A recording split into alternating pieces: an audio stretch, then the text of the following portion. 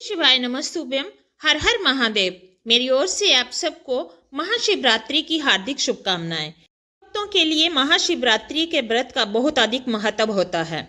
मान्यता है कि महाशिवरात्रि भगवान शिव और माता पार्वती के विवाह की तिथि है, इसलिए शिव भक्त इस दिन व्रत रखकर विधि विधान से भगवान शिव और माता पार्वती की पूजा करते हैं। फागुन मास के कृष्ण पक्ष की चतुर्दशी तिथि को महाशिवरात्रि का व्रत रखा जाता है और इस बार ये व्रत 15 फरवरी के दिन रखा जा रहा है। महाशिवरात्रि के बारे में वैसे तो बहुत सी कथाएं प्रचलित हैं, लेकिन महाशिवरात्रि की ये 4 कथाएं सुनने या पढ़ने से आपको शिवरात्रि का पूर्ण फल प्राप्त होगा। जोग परंपरा में अनगिनत शिव की कहानियां हैं जो कि तार्किक अंदाज में अमूल्य ज्ञान देती हैं। ही कहानी मैं आज आपको बताने जा रही हूँ। पहली है शिव और बैलगाड़ी की। ये कुछ 300 साल पहले की बात है। कर्नाटक के सुदूर दक्षिण क्षेत्र में अपनी बूढ़ी माँ के साथ एक जोगी रहते थे। उनकी माँ काशी जाना चाहती थी ताकि वह विश्वनाथ जाकर भगवान शिव की गोद में प्राण त्याग सके। इसके अलावा उसने अपने जीवन में अपने बेटे से कभी कुछ नहीं मांगा था। उसने कहा, बेटा मुझे काशी ले चलो, मैं बूढ़ी हो रही हूँ, मैं वहीं जाकर मरना चाहती हूँ। जोगी ने अपनी बूढ़ी माँ के साथ दक्षिण कर्नाटक के जंगलों से होते हुए काशी के लिए लंबी यात्रा शुरू कर दी। वृद्ध होने के कारण उसकी माँ का स्वास्थ्य बिगड़ गया, तो उन्होंने माँ को कंधे पर उठा लिया, वहां से चलना शुरू कर दिया। जाहिर सी बात है, कुछ समय पश्चात वह कमजोर महसूस करने लगा, क्योंकि चाहे कोई कितना भी हष्ट पुष्ट क्यों ना हो, फिर भी एक इंसान को कंधे पर उठाकर चलना इतना आसान नहीं होता। उसके पास शिव से याचना करने के बजाय और कोई चारा नहीं बचा। उन्होंने याचना की, हे भगवान शिव, मुझे मेरे इस प्रयास में विफल मत होने देना। बस यही एक चीज है जो मेरी माँ ने आज तक मुझसे मांगी है। कृपया मुझे इसे पूरा करने दे। मैं इन्हें काशी ले जाना चाहता हूँ। हम वहाँ सिर्फ आपके लिए ही आ रहे हैं। मेरी माँ की यही इच्छा है। आपसे प्रार्थना है, कृपया मुझे ताकत दें। तब जैसे ही उन्होंने चलना शुरू किया तो पीछे से एक घंटी की आवाज सुनाई दी, जैसे कोई बैलगाड़ी आ रही हो। उन्हें धुंध से उभरती हुई एक बैलगाड़ी दिखाई दी, जिसे एक बैल खींच रहा था, जो थोड़ा अजीब था, क्योंकि बैल वाली बैलगाड़ी छोटे रास्ते के लिए होती है। जब सफर लंबा और जंगली इलाके से होते हुए हो, हमेशा 2 बैल ही बैलगाड़ी को खींचते हैं, पर जब आप थके हो तो ऐसी बारीकियों को कोई नहीं देखता, ऐसी बारीकियों की कोई परवाह नहीं करता। गाड़ी नजदीक आई, पर वह चालक को देख नहीं पाए, क्योंकि चालक जो है लवादे में था, बाहर धुंध भी थी, इसलिए कुछ दिखाई नहीं दे रहा था। मेरी माँ बीमार है, क्या हम भी आपकी खाली गाड़ी में यात्रा कर सकते हैं? ऐसे जोगी ने बैलगाड़ी चलाने वाले चालक से पूछा, तो उन्होंने भी सिर हिला के हाँ मैं कह दिया। वह दोनों गाड़ी में बैठ गए और बैलगाड़ी आगे चलने लगी। कुछ समय बाद जोगी का ध्यान इस ओर गया कि जंगली रास्ता होने के बावजूद भी बैलगाड़ी बहुत आसानी से आगे बढ़ रही है और सिर्फ एक ही बैल है जो बैलगाड़ी को खींचे जा रहा है। तब उन्होंने नीचे देखा और पाया कि पहिए घूम नहीं रहे हैं, वे रुके हुए थे, पर गाड़ी आगे बढ़ रही है। तब उन्होंने बैल की तरफ देखा और पाया कि बैल भी बैठा हुआ है, लेकिन फिर भी बैलगाड़ी चल रही है। लबादे में बैठे हुए उन्होंने चालक की ओर देखा, तो देखा वहां पर कोई भी नहीं है, सिर्फ कपड़ा ही दिखाई दे रहा है। उन्होंने अपनी माँ की ओर देखा, बहुत सोच में पड़ गए। माँ ने कहा, अरे पागल, हम पहुंच गए हैं, अब और कहीं जाने की जरूरत नहीं है। यही वो जगह है जहां मुझे जाना था। मैं अपनी सही जगह पहुंच गई हूँ, अब मुझे जाने दो। इतना कह के माँ ने अपना शरीर छोड़ दिया। बैल, बैलगाड़ी और चालक सब विलीन हो गए, सब लुप्त हो गए। जोगी अपने गांव अकेला लौट आया। लोगों ने सोचा, ये इतनी जल्दी लौट आया है, ये अपनी माँ को लेके काशी गया था, लेकिन लगता है ये अपनी माँ को कहीं छोड़ के आया है। ये उसे काशी नहीं ले गया है, किसी और जगह पर छोड़ दिया है। उन्होंने जोगी से पूछा, तुम अपनी माँ को कहाँ छोड़ आए हो? जोगी ने उन्हें उत्तर दिया, हमें वहां नहीं जाना पड़ा, भगवान शिव खुद ही हमारे पास आए थे। क्या बकवास है, उन्होंने कहा। लोग इस बात को मजाक में लेने लगे। जोगी ने उत्तर दिया, मुझे फर्क नहीं पड़ता कि आप क्या सोचते हैं, वे आए थे तो मतलब आए थे, हमारे लिए यही सच है और मेरा जीवन ज्योतिर्मय हो गया, मेरे जीवन का अंधकार भी दूर हो गया। मैं अपने अंतराप से जानता हूँ, अगर आप नहीं मानते हैं तो आपकी मर्जी, मैं किसी को मजबूर नहीं करता। तब उन्होंने पूछा, ठीक है, हमें कुछ ऐसा दिखाओ कि हम माने कि तुमने सच में भगवान शिव को देखा है और वे सच में तुम्हारे लिए ही आए थे। जोगी ने कहा, मैं नहीं जानता, मैंने उन्हें नहीं देखा, ना ही उन्होंने अपना मुंह मुझे दिखाया, मुझे सिर्फ एक लवादा दिखा, वहां कोई चेहरा नहीं था, वहां कुछ भी नहीं था, वह खाली था। अचानक सबने देखा कि वह खुद वहां नहीं थे। के साथ साथ जोगी को भी मोक्ष प्राप्त हुआ। सिर्फ जोगी के कपड़े ही उन्हें दिखाई पड़ रहे थे। वह दक्षिण भारत के महान संत बने। जहां भी जोगी जाते, लोग उन्हें बिना चेहरे वाले जोगी के रूप में मानते थे। ये थी एक संत की कहानी और उसकी बूढ़ी माँ की कहानी। कैसे एक बूढ़ी माँ जो भगवान शिव की परम भक्त थी, उनकी मनोकामना पूर्ति करने के लिए जोगी को भी भगवान शिव का आशीर्वाद प्राप्त हुआ। दूसरी कहानी है एक मल्लाह की। एक शिव भक्त है और एक चोर है। मैं आपको एक ऐसे जोगी के बारे में बता रही हूँ जो उस जगह के काफ़ी करीब रहे हैं जहाँ मेरा जन्म हुआ था। मैंने उनके बारे में सुना था और उस घटना के बारे में भी जो वहाँ हुई थी, पर युवावस्था में मैंने इस ओर ज़्यादा ध्यान नहीं दिया। उसने मुझे काफ़ी प्रेरित किया, पर मैंने उस समय इसे अधिक महत्व नहीं दिया। शिव की ये कहानी भी बहुत प्रसिद्ध है। वर्तमान में नंजनगुड के नाम से प्रसिद्ध शहर की सीमा पर मैसूर के करीब 16 किलोमीटर दूर एक जोगी रहते थे। उनका नाम था मल्लाह। वे किसी परंपरा से संबंध नहीं रखते थे, ना ही उन्हें कोई पूजा पाठ की औपचारिक विधि ज्ञात थी, परंतु बचपन से ही वे जब भी अपनी आंखें बंद करते तो उन्हें भगवान शिव की तस्वीर दिखाई देती या मूर्ति दिखाई देती। शायद जोगी शब्द उनके लिए काफ़ी नहीं था। उनके जैसे लाखों हैं, वे शिव के कैदी हैं, उनके पास कोई विकल्प भी नहीं है। शायद मैं भी उन्हीं के जाल में फंसा हुआ हूँ। हम उनकी तलाश कहीं नहीं करते।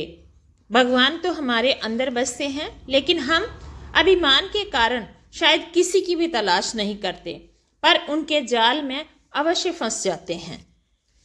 शिव एक शिकारी थे।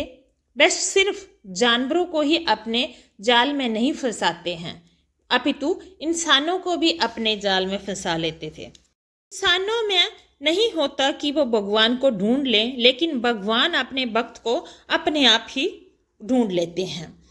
ये उन्हीं में से एक और था। मल्लाह शिव के सिवा और किसी को कुछ नहीं जानता था।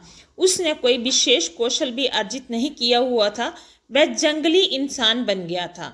ये तो उसे कभी विचार ही नहीं आया कि किसी को रोक कर, किसी को टोक कर अपनी ज़रूरत के लिए कुछ भी छीन लेना गलत भी हो सकता था। तो वह ऐसा ही करता था और एक डाकू के रूप में प्रसिद्ध हो गया। वह जंगल के उस रास्ते का नियमित डाकू बन गया जिससे लोग सामान्य तौर पर इस्तेमाल करते थे आने जाने के लिए। वह रास्ता जहां वो राहदारी वसूलता था, उस जगह का नाम उस डाकू के नाम पे पड़ा कल्याण मुलाई, जिसका मतलब था चोर का कोना। शुरू में लोगों ने उसे धिक्कारा कि वो आते जाते लोगों से अपनी ज़रूरत का सामान छीन लेता था, साथ ही उनसे अपनी ज़रूरत के मुताबिक धन भी छीन लेता था। लोग उससे नफरत करते कि ये हम सब की ज़रूरत की चीज़ें और धन छीन लेता है। लेकिन साल के अंत में लोगों को पता चला कि वह इकट्ठे किए हुए एक एक पैसे को महाशिवरात्रि मनाने में खर्च कर देता था। वह एक बड़ा महाभोज आयोजित करता। कुछ सालों बाद लोगों ने उसे एक महान जोगी के रूप में पहचाना और स्वेच्छा से योगदान करना शुरू कर दिया। और जो ऐसा ना करते, उन्हें योगदान देने के लिए प्रोत्साहित करने का भी उसे कोई पछतावा नहीं था। कुछ सालों बाद दो जोगी जो आपस में भाई थे उस रास्ते से गुजर रहे थे। उन्होंने इस आदमी को देखा जो डाकू तो था पर महान जोगी भी था। उन्होंने कहा, तुम्हारा भक्ति भाव अद्भुत है, पर तुम्हारे तौर तरीकों से लोग दुखी होते हैं और लोगों को कष्ट होता है। उसने कहा, मैं ये शिव के लिए करता हूँ क्योंकि मैं भगवान शिव का भक्त हूँ, इसमें क्या दिक्कत है। उन दोनों ने उस मल्ला को समझाया कि इसमें कोई दिक्कत नहीं है। वो उसे अपने साथ ले गए और कुछ पद्धतियों से गुजारा और उस स्थान का नाम कल्याण मुलाई से बदलकर मल्लान मुलाई रख दिया। आज भी ये स्थान मल्लान मुलाई के नाम से ही जाना जाता है। ये जगह आज भी उस मल्ला के नाम से, जो शिव भक्त था उसके नाम से ही जानी जाती है। और जो महाशिवरात्रि वो मनाते थे वो आज एक विशाल संस्थान के रूप में विकसित हो गया है। डकैती छोड़ इन जोगियों के साथ बैठने के करीब 1.5 साल बाद ही उन्होंने महासमाधि प्राप्त कर ली। मल्ला को इस प्रकार मुक्त करवाने के बाद दोनों जोगियों ने भी उसी दिन अपने शरीर को छोड़ दिया था। कबिनी नदी के किनारे पर इन लोगों के लिए एक खूबसूरत तीर्थ स्थल निर्मित है, जहां लोग आज भी भक्ति भाव से जाते हैं और भगवान शिव की पूजा करते हैं। आज भी उस जगह को कल्याण मुलाई के नाम से जाना जाता है और भगवान शिव का विशेष भंडारा आयोजित किया जाता है। बड़े धूमधाम से शिवरात्रि मनाई जाती है। ऐसी ही एक अद्भुत कहानी है महाशिवरात्रि की। इसमें कुबेर बने थे भगवान शिव के महानतम भक्त। कुबेर यक्षों के राजा थे। यक्ष बीच का जीवन होते हैं, वह ना तो जहाँ के जीवन में होते हैं और ना ही वो पूरी तरह से जीवन के बाद वाली स्थिति में होते हैं। कहानी कुछ इस तरह से है कि रावण ने कुबेर को लंका से निकाल दिया और कुबेर को मुख्य भूमि दी और पलायन करना पड़ा। अपना राज्य और प्रजा को खोने की निराशा से उसने शिव की पूजा करना शुरू कर दी और एक महान शिव भक्त बन गया। वह सच्चे मन से भगवान शिव की आराधना पूजा में लगा रहता था। शिव जी ने दया भाव दिखाते हुए उसे एक अन्य राज्य और संसार का सारा धन दे दिया। इस तरह कुबेर संसार का सबसे अमीर व्यक्ति बन गया। धन मतलब कुबेर, ये सब कुछ इस प्रकार देखा जाने लगा।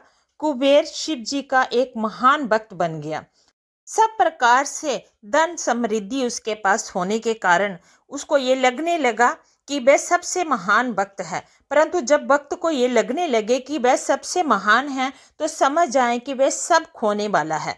कुबेर को भी ये लगने लगा कि वो शिव जी को इतना कुछ अर्पित कर सकता है, तो वो एक महान भक्त है। उस अपने आप को एक महानतम की कोटि में रखने लगा और बेशक शिव जी ने चढ़ावे में से विभूति के अलावा कुछ और नहीं छुआ, पर कुबेर खुद को महान समझने लगा क्योंकि वो शिव जी को इतना कुछ चढ़ावे के रूप में चढ़ाता था।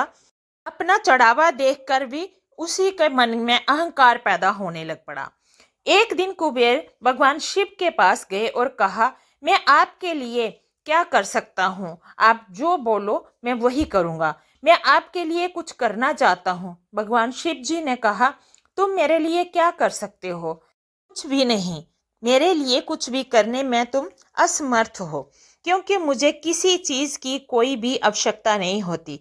मैं ठीक हूँ, परंतु मेरा बेटा, उन्होंने गणपति की ओर इशारा करते हुए कहा, ये लड़का हमेशा भूखा रहता है, इसे कुछ भी खिला दो, ये भूखा ही रहता है, इसे अच्छे से खिला दो।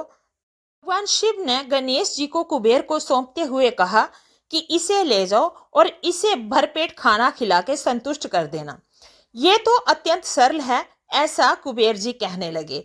इतना कहकर कुबेर गणपति को अपने साथ भोजन के लिए ले गए। उसने गणपति को खाना खिलाना शुरू किया और वो खाते गए और खाते गए। कुबेर जितना खिलाते गए वो खाते गए। कुबेर ने सैकड़ों रसोइयों की व्यवस्था की और प्रचुर मात्रा में खाना बनाना शुरू किया।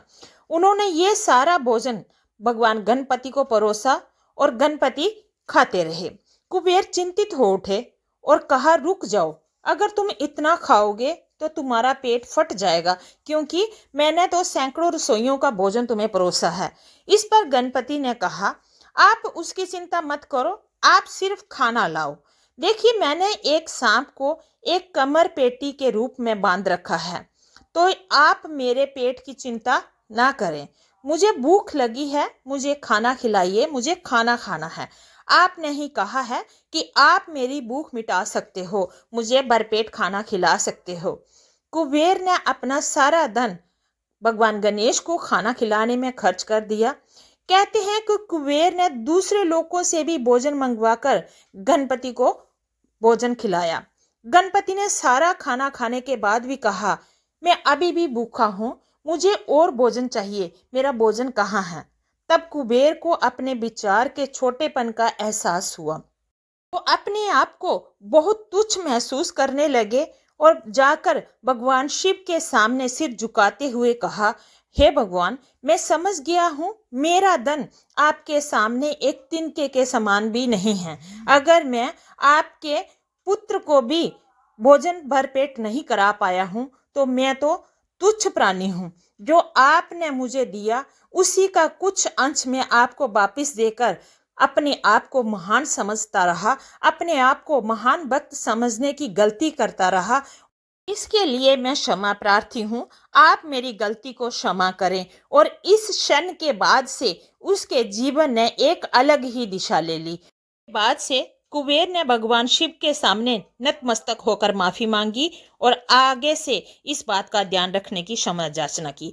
ऐसी ही एक कहानी है अर्धनारीश्वर रूप में भगवान शिव और भृगु ऋषि की। जब हम योग की बात करते हैं तो हम किसी व्यायाम या किसी तकनीक की बात नहीं कर रहे होते, हम इस सृष्टि के विज्ञान की बात करते हैं। कैसे सृष्टि के इस अंश को इसकी परम संभावना तक ले जाया जा सकता है।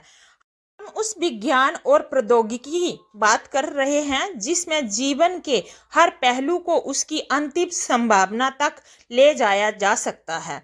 जब शिव योग का संचारण और सृष्टि की संरचना की व्याख्या सप्त ऋषियों से कर रहे थे, तब एक सुंदर घटना घटित हुई।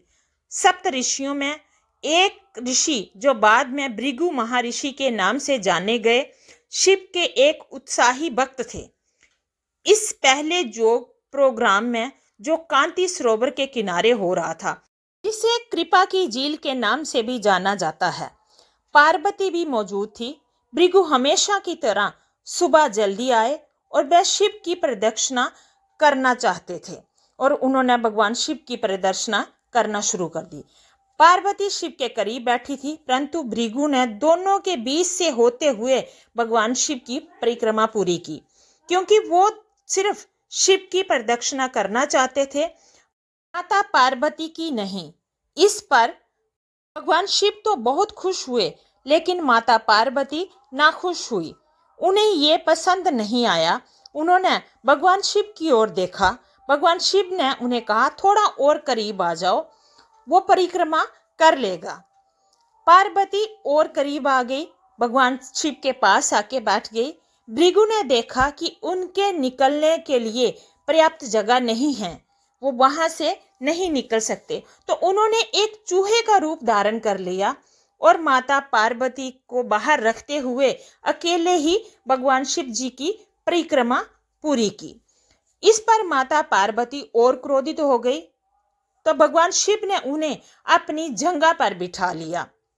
तब भृगु ने एक छोटे पक्षी का रूप धारण करके भगवान शिव जी की परिक्रमा पूरी कर ली। इस पर माता पार्वती को और भी क्रोध आ गया, वह अत्यंत क्रोधित हो चुकी थी। भगवान शिव ने उन्हें खींचकर खुद से मिला लिया और उन्हें खुद का ही हिस्सा बना लिया। इस तरह से बना था भगवान का अर्धनारीश्वर रूप, जिससे उनका आधा हिस्सा शिव बन गया और आधा हिस्सा माता पार्वती बन गए और वो बन गए अर्धनारीश्वर। भृगु ने ये देखा तो खुद को भी एक मधुमक्खी के रूप में बना लिया और फिर भी उनकी दाहिनी टांग का चक्कर लगाकर सिर्फ भगवान शिव की ही परिक्रमा की। भृगु का ये बचकाना भक्ति भाव देखकर भगवान शिव तो बहुत खुश हुए, पर वे साथ में ये भी नहीं चाहते थे कि भृगु अपनी भक्ति में इतना खो जाए कि वो प्रकृति के परम स्वभाव को ही ना समझ पाए। इस पर भगवान शिव ने बहुत सोच विचार किया उसके बाद वह सिद्धासन में बैठ गए। अब भृगु के पास कोई रास्ता नहीं बचा था कि वो सिर्फ भगवान शिव या उनके शरीर के किसी हिस्से का चक्कर लगा सके। अगर अब उन्हें परिक्रमा करनी थी तो दोनों सिद्धांतों सत्येन और पौरुष दोनों की ही करनी पड़नी थी, नहीं तो वो भगवान शिव की परिक्रमा नहीं कर पाते। ये कहानी हमें ये संबोधित करती है कि जब हम योग की बात करते हैं तो हम सभी आयामों के समावेश की बात करते हैं। ये कोई व्यायाम या प्रक्रिया नहीं है जिससे आप सेहतमंद होते हैं। ये मानव जाति के परम कल्याण के बारे में है, जिसमें जीवन का कोई भी पहलू अनदेखा नहीं किया जा सकता, बाहर नहीं रखा जा सकता। ये ऐसे आयाम को छूने के बारे में है जो सारे आयामों से परे है। ये एक ऐसे तंत्र के बारे में लिखा है जिससे आप अपने पहले से मौजूद तंत्र जैसे शरीर, मन, भावनाएं और ऊर्जा को परमात्मा तक जाने वाली सीढ़ी के रूप में इस्तेमाल कर सकें। इस कहानी में भगवान शिव ने भृगु को सांसारिक धर्मों के बारे में समझाया है। उन्हें अपनी पूजा के साथ साथ माता पार्वती की पूजा करने के लिए भी प्रेरित किया, जिससे आप अपनी परम प्रकृति के लिए स्वयं को पहले कदम के रूप में तैयार कर सकते हैं। ये भगवान शिव के परम भक्तों की कुछ कहानियां, भगवान शिव की महाशिवरात्रि की कथाएं, जिनको सुनने से पढ़ने से आपको परम सुख की प्राप्ति हो सकती है। हर हर महादेव।